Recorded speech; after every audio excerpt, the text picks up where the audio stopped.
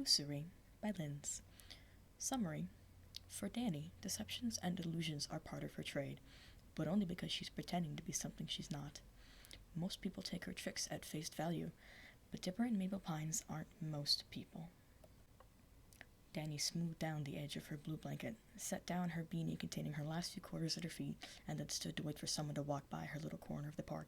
She didn't accumulate very many belongings, hard to when you moved as often as she did, but she'd taken to wrapping the few she had in this blanket.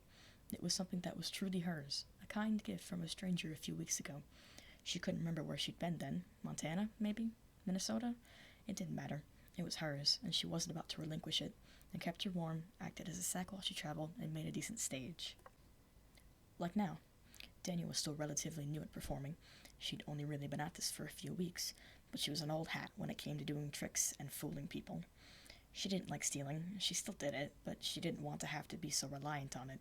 If she was going to survive on her own, she had to be able to do something to provide for herself. Danny had given her a second chance when he'd stabilized her. She wasn't going to squander that.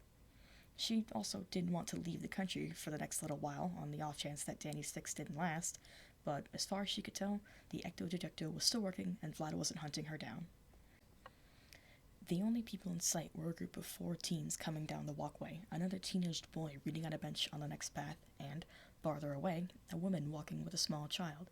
Teenagers weren't the ideal audience. They never had much money to give away, if any, but Danny called out to the group anyway. "Hey, want to see some magic?" One of the girls in the group shot Danny an annoyed look before returning to the conversation, but one of her friends looked mildly interested and began to slow her walk. That was better than being ignored entirely, and it meant there was hope. "I don't have a deck of cards on me, but I can make a coin disappear," she continued. "I bet you can," one of the boys yelled, to the laughter of most of the group. They came to a stop about 10 feet from her. Danny rolled her eyes. "It doesn't have to be a coin." "Sure, just something small enough for you to palm." Banter. Excellent. She'd hooked them, and more easily than she'd been anticipating. "I can do your baseball cap if you want. That's too big to hide, isn't it?" "Let's see what she can do," said the girl whose interest Danny had first noted. She bounded towards Danny, leaving the others to trail in her wake. She smiled brightly. "Will an earring work?" Danny grinned. Of course. She accepted one of the girl's large, star-shaped earrings and held it up for the group to see. "Magic isn't about the object," she said, bringing her hands together and turning the earring invisible. "It's rooted in belief." She opened her apparently empty hands, waving them under the noses of the 4 teens in front of her. "If you stop being skeptical long enough to believe it can happen," now she moved towards the boy who'd been taunting her, "you might actually get to see it." She reached up and, as far as anyone else could tell, pulled the earring from behind his ear. "See?" The other boy let out a low whistle, and the girl who'd first glared at her now gaped in astonishment. "How the heck did you do that?" Danny laughed. "Magic," she said, handing the earring back to its rightful owner. "You had it in your hands," the boy with the hat accused. Danny just shrugged. "Believe that if you must." He frowned at her, glanced down at the few coins in her cap, then ripped his own off his head. "Make this vanish," he said, "and I'll give you $5. Danny took it with exaggerated solemnity. "Are you afraid you'll miss it if you blink?" she asked, holding the hat in one hand and moving the other above and around it in a circular motion, purely for the sake of show. "It's not merely a matter of what I do, you know. It's a matter of what you want to happen." The boy was frowning at her. She held out the hat again. "Do you really want this to disappear?" she asked. "Will that convince you? Or do you want to see something a little more tangible? Or should I say, intangible?" "What are you trying to pull?" he asked. She nodded at the hat. "Take it from me." "You didn't make it disappear," he said. "You willing to give up on $5 so easily? You shouldn't even be doing this." She cocked her head. "Are you sure about that?" He grumbled something unsavory and swiped at his hat.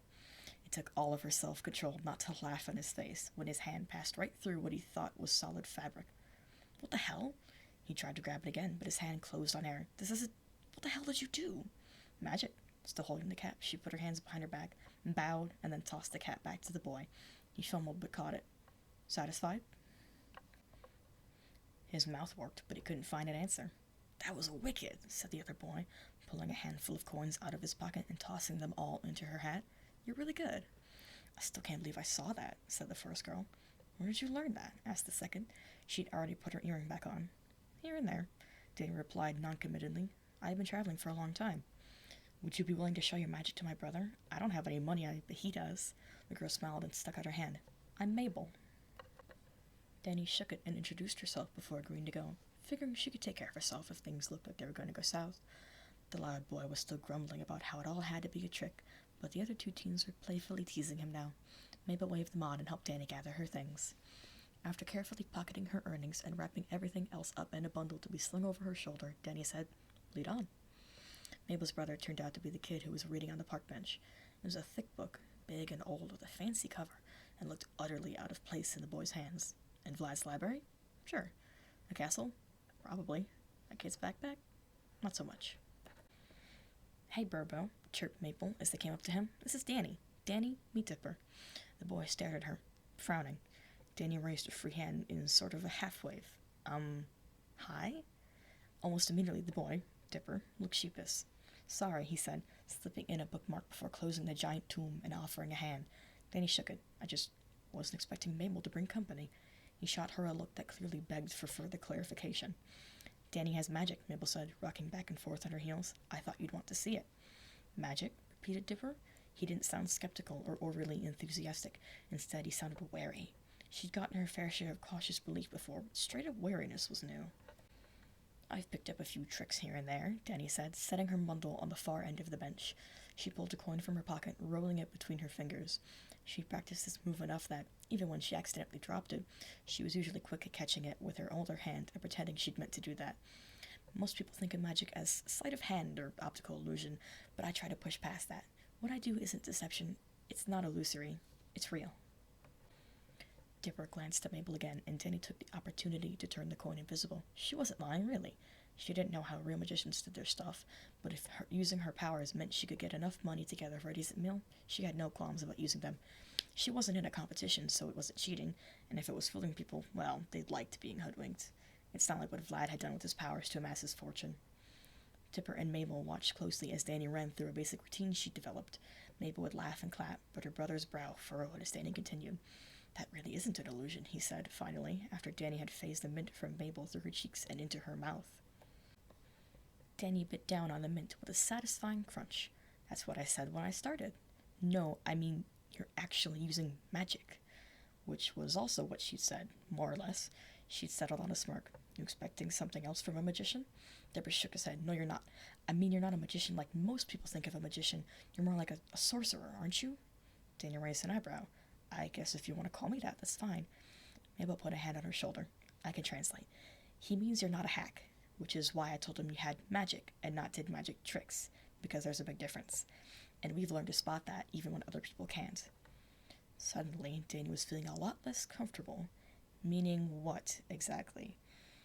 "This isn't our first brush with magic," said Dipper, "so I know enough to ask, how did you get yours?" Danny stared at him. "Did someone teach you? Did you study spells in a book? Or make a deal with a demon? Or a different magical creature?" These guys were nuts. A little bit of extra cash wasn't worth this. Danny took a step back. Yeah, consider the show in the house. I'm gonna split." Dipper reached out and grabbed her arm before she could go any further. "No, please, this is important. You can tell us the truth. I know how easy it is to make a bad deal with a demon." The only demons that were real were the nightmares that haunted her past. Danny phased her arm through his grip. "Sorry, if this was a prank of some sort, these two were taking things way too far, and if it wasn't, they were crazier than Vlad." She didn't want to stick around to find out what it was anymore. Neither Dipper nor Mabel tried to stop her. She spun around, grabbed her blanket, turned, bag, and bolted. "She's comfortable with her magic," Mabel pointed out as she and Dipper started a long loop around the park. They didn't expect to run into Danny, but it was best to be thorough and make sure she wasn't hiding right under their noses. "She's experienced, and she's not afraid of what she can do." "So you don't think she made a deal, even unwittingly?" Mabel sighed. "I don't know, Dipper. I don't know why you think she did. It looks like it gave her a way to survive on the streets. But if some demon out there is playing a long game with her, she doesn't realize what she bargained away when she made her deal." "Does anybody?" Dipper's tone betrayed a trace of bitterness, a small bit of anger he still harbored at himself for falling for Bill Cipher's tricks. He was very careful not to let those emotions overwhelm him, she knew. Bill was gone from his plane for now, but could Stone question was rhetorical, but Mabel answered anyway. "Sometimes," she whispered, remembering what she had done. "Sometimes, even when you know, it still seems like the best thing to do." Silence fell, but it was a comfortable one. The group of friends Mabel had come with were long gone, but they were used to her breaking away from them to find Dipper. They thought of him as a lone wolf. They hadn't bothered to try and learn the truth, and she'd stopped trying to get them to see things her way. Or his way. They didn't understand, but sometimes Mabel liked them better for that. It was nice to take a step back from all the weirdness sometimes and just enjoy life as a teenager. Dipper was too serious, thinking their adventure last summer was more of a beginning than an end. That's why he kept watch for any sign of something shifting in a world of which most people were ignorant, and when he found someone who must know something of it, like Danny, he wanted as much information as she could get. She's experienced, Dipper finally repeated, going back to Mabel's earlier point. So, if it was a deal, it probably happened years ago. If it's not, she might have been taught from a young age. But then why would she be on her own? She might not really be on her own, pointed out Mabel. That part could be the show. Maybe she's gathering information on all of us and reporting back to someone. Dipper's stricken face told her that he hadn't thought of that, and she laughed. I'm kidding, bro. You saw how tired she looked, even considering how expertly she was hiding it. I don't think she's had a good night's sleep in a while. So maybe she was taught and forced out because of some disaster? Or maybe because someone was afraid of her skill? Or maybe she did make a deal just a really long time ago, like I said. Mabel rolled her eyes, but she could concede to Dipper's point. She'd used stickers to make some basic protective signals on the back of her favorite star earrings, and Danny hadn't appeared to notice when she'd used one for her tricks. Moreover, she'd shown no signs of recognition upon seeing Dipper's book. If she was trained in the magical arts, it couldn't have been very formally, but if she wasn't trained, maybe she was just born with these powers, mused Mabel. Maybe she's, I don't know, part sprite or pixie. Dipper snorted. Naive, then. Her eyes are really blue. That's a stretch, Mabel, even for you. It would explain why she appears to be on her own and so comfortable with her magic, and why she thinks we're crazy for talking about demons. You saw how she looked at us. If she doesn't know her heritage... Dipper stopped abruptly. What if that's it? Mabel frowned. What's it? What if she was born with these powers, and she doesn't know her heritage? Dipper must have read the blank look on her face, because he added, Mabel, she could be part demon. If a demon possessed someone... Mabel held up a hand. I don't need a visual from you, Dipper. I get it. But do you really think that's it? That she's half demon, and completely ignorant of it? Not necessarily half, Dipper hedged, and not necessarily completely ignorant. She might know enough to know we're not crazy, and to be afraid of what she is and what we might think of her. Mabel raised her eyebrows, but knew better than to argue with Dipper. He would pursue every lead, even the seemingly crazy ones, and that was why he was so good at investigating. He didn't turn his nose up at anything. If you really think that, this isn't the way to be searching. Dipper shot her a sideways glance. He waited, knowing she had something more. She smiled, pulled out a coin from her pocket, and tossed it to him. He missed. When she finally stopped laughing, he showed her the retrieved coin. Did you take this from her? Mabel nodded. It wasn't one of the ones she got, at least not while I was there. I'm sure she would have said something if she'd noticed me taking it. I was planning on replacing it, and more. Out of my wallet. Mabel just nodded without stopping. But I thought this would be insurance in case of, well, this. I've got her fingerprints on my earring too, if that helps, and a couple of hairs that I picked off her blanket. Some white, some black, so that could be evidence that she's working with someone else. Or maybe it's left over from a previous show of hers. I can't remember what you need for the spell. Does shed her count as something you own, like a coin would? Some spells leave more room for interpretation than others, Dipper said. I'll try to combine them. That shouldn't blow up on our faces. That's what you said last time. Mabel felt it her duty to point that out. Last time had been a spectacular explosion everyone else in the neighborhood had put down to careless use of fireworks. Most people weren't used to real magic, and Dipper was still learning. Mabel had tried to pick some of it up too, but she didn't have the head for it. She'd rather save the world with macaroni art and scrapbooking and knitted sweaters, but she'd settle for her grappling hook and a good left hook when need be. Much better than trying to get a spell straight in a language she barely understood. It was easier to bring anything potentially interesting to Dipper's attention immediately. Which was what she'd done with Danny. Usually it worked out a bit better than this had, even when there was no explosions. Dipper rolled his eyes and held out his hand. She dropped the hairs into it, and, after a moment, her earring. Just in case. It might take them a while, but if Danny hadn't left the city yet, they should be able to find her. Danny didn't let yesterday's weird experience unnerve her too much. While it was the first time someone had gotten a little too serious about the whole magic thing, it wasn't the first strange behavior she'd run into, and she knew it wouldn't be the last. Even if she happened to see those two again, it would be easy to disappear. It wasn't hard to lose someone in a place this big, even without using her powers. She was on the other side of Piedmont, maybe even into the next city. It was hard to tell once places grew into each other, and well into another show when a flash of blue sparks caught her eye.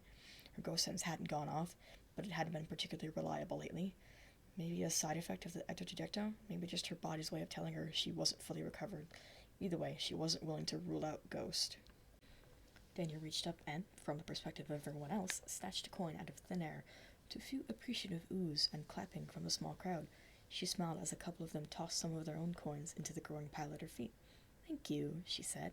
Now, what I'm going to show you next could be dangerous in the wrong hands, including in hers. If a ghost had shown up to try to drag her back to Vlad, she was going to blast it back to the ghost zone. Has anyone ever seen a ghost light? Silence. A few confused look, others not meeting her gaze, and more than one who looked ready to leave. She quickly cupped her hands up to her mouth and blew on them gently, as if she were coaxing fire from sparked tinder. Green sparks flew from her fingers, earning a gasp from those still watching and, more importantly, drawing the attention of those who hadn't been.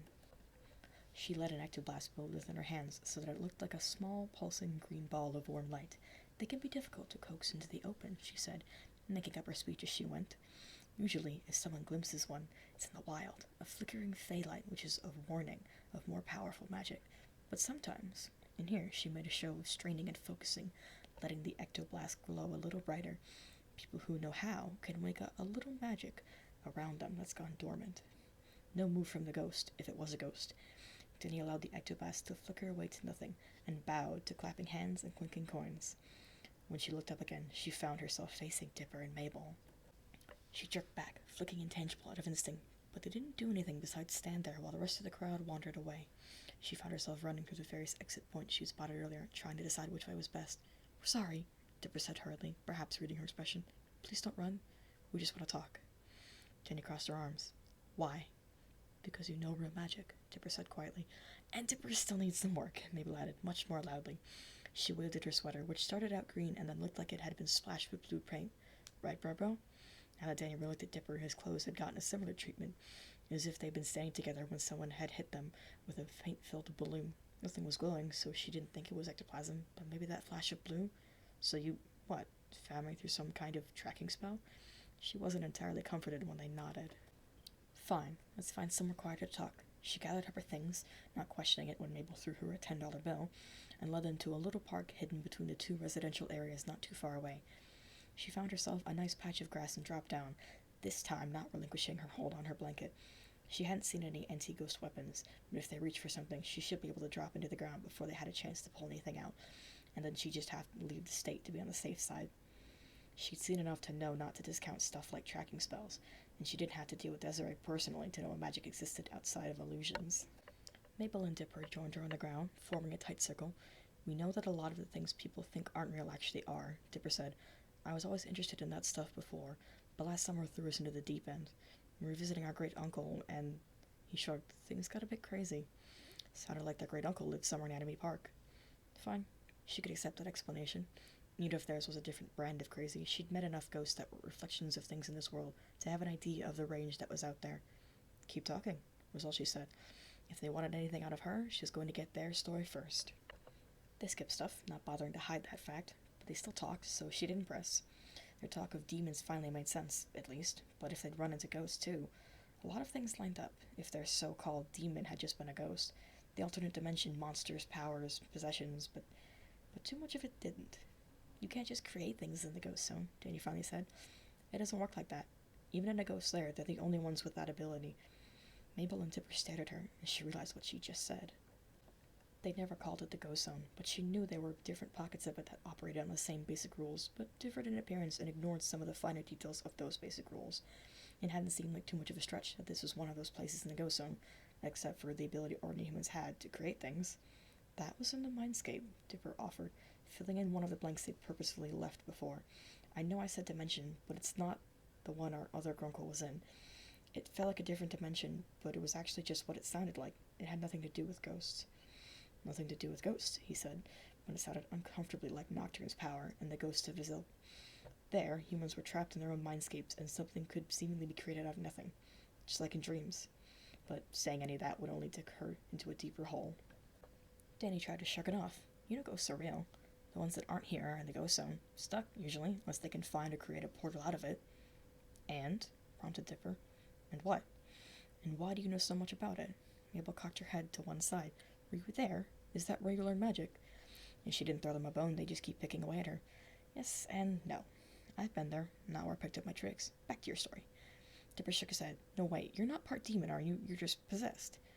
Danny stared at him. "By a ghost, I mean, not a demon. I thought it was a demon before, just with a partnership where you thought you had the upper hand because it hadn't acted yet. At least not in a way you'd noticed." He thought you were being used, elaborated Mabel, and that the demon was going to turn on you if you hadn't already. Dipper's familiar with being displaced from his body, but maybe with ghosts you can both stay in the same body? Danny was vaguely aware that her mouth had dropped open. They were dead wrong, of course, but going on with it would save her the explanation of her origins. She had no intention of giving it to a couple strangers anyway, but she had no illusions about whether or not these two would ask. Pretending to be two different people wasn't hard. She'd had to do it before, and it was practically Danny's life back in Amity Park. And it was still her body, so pretending to share it wasn't going to be difficult either. We stay in the same body, Danny found herself saying slowly, but only one person is ever in control. Dipper frowned. So who are we talking to? Me. Danny. But we saw you doing magic. I can access her powers, Danny said. Not as well, but I can still do it if I concentrate hard enough. Not exactly a lie, either. It kind of means I get to be a human with ghost powers. Mabel and Dipper shared a look, and then Dipper asked, How? He didn't mean how, of course. As far as he knew, he already knew the answer to that one. Possession. He wanted to know why. Why agree to such a thing when she'd have to share a body with a ghost? Why would a ghost agree to relinquish control of a living vessel? Let's just say we're helping each other out. She wasn't in a great situation either, and we're definitely better together, so we're both happy with this arrangement. It works. And fooling people with magic tricks is better than the alternative. Trust me. Dipper and Mabel exchanged another silent look. This time Mabel asked, Can we talk to her? Danny frowned. Talking to her would be difficult because they wouldn't be expecting her to change. Not physically anyway. People who were simply overshadowed look the same, except... Danny shut her eyes, took a deep breath, and then opened them. Mabel and Dipper started, and she knew her eyes burned green. You could call me Phantom, she said. Dipper started murmuring something Danny couldn't make out, but after a moment he stopped and nodded. You really are a ghost. She had no idea if she'd just passed the test or failed one, but it didn't matter. Yeah, like Danny said. Now, are you going to leave us alone so we can live our lives in peace? If you're looking for info on Magic Kid, you're talking to the wrong ghost. She expected Dipper to look at least a little crestfallen, but instead he seemed surprised. You know everything we talked about? Danny rolled her eyes. Danny and I work as a team. It was weird talking about herself like this. She had no idea how Danny did it for so long. We wouldn't be good at protecting each other if we didn't know the danger the other was in. Hopefully they'd accept that explanation. What are you protecting her from? Mabel asked. Danny crossed her arms. That's her business, not yours. But does she have anyone else? Besides you, I mean, if things go south? A cousin? But she's still on her own because... Danny blinked and her eyes dimmed back to blue. I'm not on my own, she said fiercely. Danny would have her back, and she could probably trust Valerie if it came to it, and Simon Tucker in a pinch, but none of them were in a position to help her, and she wasn't going to make them feel like she needed it. Danny especially would assume she was his responsibility, and another responsibility was the last thing he needed right now. Yes, if she needed help again, she'd go to him, but she wasn't desperate anymore. She could handle things her own, including this. Whatever this was. Your cousins aren't old enough to help you, are they? Dipper asked quietly. And if your parents are alive, you don't want them in the picture. Danny didn't bother to answer that, so he eventually continued. Look, I may not know why you're working with a ghost, or why she's working with you, but I think I might know something better than you being out on the streets. Danny just raised her eyebrows and waited. Our uncles, they've been exploring together for a while, Dipper said carefully.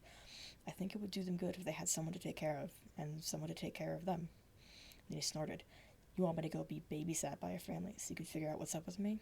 Dipper shook his head. No, if you and Phantom are willing, and if they're willing to take you on, I really think you'll be able to help them. They're battling monsters, added Mabel. Besides, Colonel Ford might have been to the ghost zone at some point. He's been to a lot of different dimensions. I'm not going to have any problems with Phantom, if that's what you're implying, Danny said tightly. And if they wouldn't trust her, there's no way I'd trust them. That's not what I mean. Mabel smiled brightly. Just that if Phantom's ever homesick, Uncle Ford might be able to talk to her about it. You might have been in the ghost zone, but unless Phantom leaves you, and it doesn't sound like she wants to do that, you're not going to be talking to her face to face, and you're definitely not going to be able to scrapbook all your memories. But if you decide to travel with Uncle Stan and Uncle Ford, there'll be all kinds of opportunities to scrapbook your adventures. It might not be safer, Dipper said, and it might be a little rough at first, but there'll be 2 more sets of eyes to watch your back. She'd appreciate that, and if she traveled with these 2, it would help her disappear. Vlad wasn't likely to have very many eyes wherever 2 humans went to chase after things no one else believed in, and she might learn something. And it would be nice to close her eyes and pretend she had 2 great uncles who loved her. But she could still remember how much Vlad's rejection had stung, how it had felt like a physical blow when he'd called her a mistake, and she couldn't afford to get close to anyone. She had to stay on her own. I don't know how soon we could get word to them, admitted Dipper, but I'm sure they could use the help. Translation. He didn't think they'd reject her or his ridiculous proposal. And if they didn't, if they accepted her, her charade about being possessed wasn't likely to last a week, not but against what sounded like a professional con artist and someone who had decades of experience on her when it came to science and the supernatural. What would they think about her when they found out the truth? That she was nothing more than a failed lab experiment? No. They didn't realize she'd spoken out loud until Dipper and Mabel started trying to change her mind. I can't. Then, remembering that she was also supposed to be Phantom, we can't. She climbed to her feet. She had to get out of here before she did something crazy, like agree or get her hopes up. It's not like the family of 2 kids she'd met yesterday was suddenly going to drop everything and take her in. Things didn't work like that. It's not worth running forever, you know. It was Mabel this time. You aren't really better off alone, or just with Phantom, I mean. Because sometimes, if you weren't born into a loving family, you need to find your own. She scrambled to her feet and launched herself at Danny, capturing her in a tight hug. When she released Danny and stepped back, she announced, "We'd make good cousins, but for now, can't we at least try for friends?" Danny blinked, suddenly finding it hard to see, and realized she was fighting back tears. These kids hardly knew her, but they wanted to help her. When they realized her magic tricks weren't just tricks, they'd been interested, but the moment they'd realized her magic related to her powers, they'd been concerned. For her. Someone who was a complete stranger. She didn't have to be sold on the fact that demons were real to appreciate what these 2 had put on the line for her. Skim over details though they told her enough that she would have been able to track them, and their friends, if she'd had a reason to. Vlad, in giving her life lessons, had been unsurprisingly thorough when it came to skills like that. They'd shown more trust in her than she'd given them, and they tried to help her, all because they thought her a kid on her own, more or less, and someone who could use some sort of family figure in life. They'd even had the decency to frame it so it hadn't sounded like a complete failing on her part. Grunkle Ford gave me a number to call in case of emergencies, Dipper put in. If you're willing to stay, and if you're willing to try this, Danny, this could all be sorted out in less than a week, and you can live with us in the meantime. You can tell our parents you're someone from school who needs a place to crash for a bit. They'll probably be happy enough that I made another friend not to question it too much. And I'm great at lying if they do. Maybe flash another smile. I mean, they know I'm lying, but they never think it's about anything important. They'll probably just assume I wanted to spend more time with one of my friends. And Grunkle Stan and Grunkle Ford won't ask too many questions about your past. You'll just need to tell them what you told us, more or less. Grunkle Stan can forge any papers if you actually end up going somewhere important. Danny hesitated. Please? I'll stick around and meet them, Danny finally allowed, but I'm not committing to anything yet. It's not like you're running this by them, and I'm not sure this is really the smartest move. Neither of her new friends seemed to care that she was trying to give herself the option to cut and run. She'd have that option anyway. Wouldn't be the first time she just disappeared in the middle of the night, but this was more polite. Mabel laughed and wrapped her in another hug, and Dipper was grinning now too. As far as they were concerned, this was a done deal. She could see that on their faces. She allowed herself a small smile, a small flare of hope. She could use another mentor in her life, and she could certainly stand to learn more of this world, because truth was, if Stan and Ford would have her, she'd go. She knew that. It wouldn't be terribly difficult to leave them behind if she had to, but if she didn't, she'd gain so much. She couldn't give that chance. Besides, it would be nice to travel with someone else, to be connected, to find more friends and family, to become more than the person she currently was, and pretending she felt otherwise was more illusory than anything else she did.